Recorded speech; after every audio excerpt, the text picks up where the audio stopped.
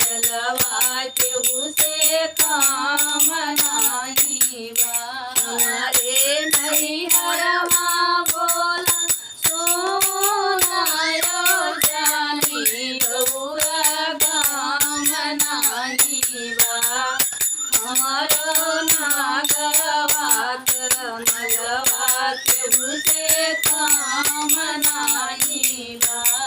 गौरा जाओ नैहरवा हम ससुरारी नहीं जा।